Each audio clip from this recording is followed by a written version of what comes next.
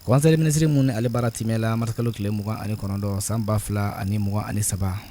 a fɔ ma ko chapitre de communication ni ata kala janga ministre nga bara ɲɛsinnen nafolo ko ani sɔrɔ bosoli ko ma kiba ye k'a fɔ hakilina dɔ tala ka jira k'a fɔ ale ni an ka ministre ni ale ka bara ɲɛsinnen bɛ dugukolo nafolo ko ale ni kuranko ani jiko ɲɛnabɔli ko ma olu ka bolo di ɲɔgɔn ma hukumu kɔnɔna la conseil ministre a ye kunnafoni dɔ di ka ɲɛsin wa jamanadenw fana ma ka jira k'a fɔ mun bɛ kɛ marikalo tile mugan ani saba la san 2023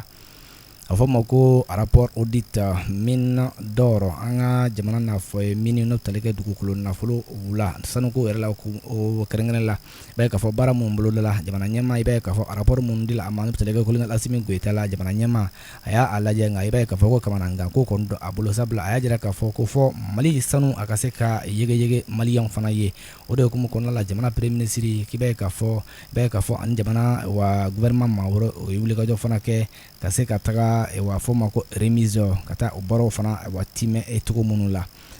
ka jira k'a fɔ hakilijigila mun bɛ tali kɛ audit in na kɛrɛnla wa sanuko bunkunakun kan k'i b'a ye k'a fɔ wa laɲiniw caman ko nin kɛla laɲini mun ni ani sariya bɛ taa ɲɛfɛ jamanadenw fana ka hakilina ye mun ye a bɛ se ka bila o minɛn kɔnɔ cogo minnu la i b'a ye k'a fɔ a fɔ ma ko assise nationale de la refondation o baara minnu kɛla jamanadenw yɛrɛ ye o laɲiniw kɔni kɛ o de kama hakilila in talen bɛ ka bila hukumu kɔnɔna la k'i b'a ye k'a fɔ ko sɛgɛsɛgɛli minnu kɔni bolola a kɔnɔ a kɛla sababu ye ka wa fɛn dɔ olu lakuraya ka u bila sen kan misaliyala mun bɛ tali kɛ sɛgɛsɛgɛli ka se k'olu boloda cogo minnu la sanu baaraw bɛ se ka kɛ cogo min na jamanadenw bɛ se ka tɔnɔbɔ kɛ o kɔfɛ tuguni ka se ka plan d'action bila sen kan mun bɛna kɛ sababu ye an ka wa sɔrɔ bosoba ministre ale ni an ka énergie wa mini ani o ministre o ka se ka baaraw kɛ bɛnɲɔgɔnya hukumu kɔnɔna cogo min na mun bɛ tali kɛ fana a bɛ fɔ ma ko rapport restitution ka o masigi ka di jamana ɲɛmaa fana ma a ka a lajɛ bɛɛ ye k'a fɔ laɲini minnu kɛlen bɛ olu ka se ka bila a sagoya minɛn kɔnɔna la mun bɛ tali kɛ wa a bɛ fɔ ma ko commission fila o ka se ka sigi sen kan a bɛ fɔ ma ko négociation ale ni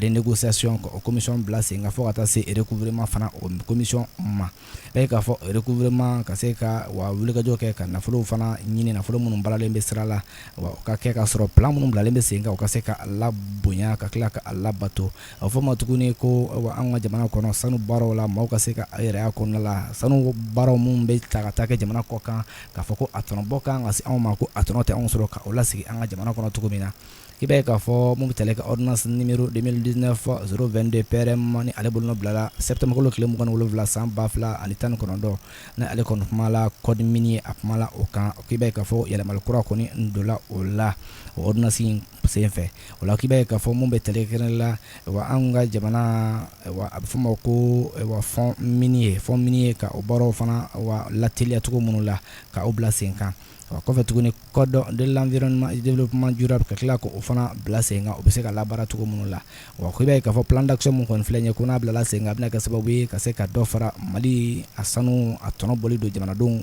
o kunna ka se ka olu timɛ cogo minnu la wa laɲini minnu fana kɛlen bɛ jamana ɲɛmaa fana fɛ colonel Asimi Goyita a bɛ se ka bila o sagoya minɛn kɔnɔ cogo min na don nataw la Bamakɔ marsikalo tile 29 san 2023 secrétaire général du gouvernement Mahamadou Daɲɛ officier de l'ordre national ale bolo bɛ sɛbɛn o la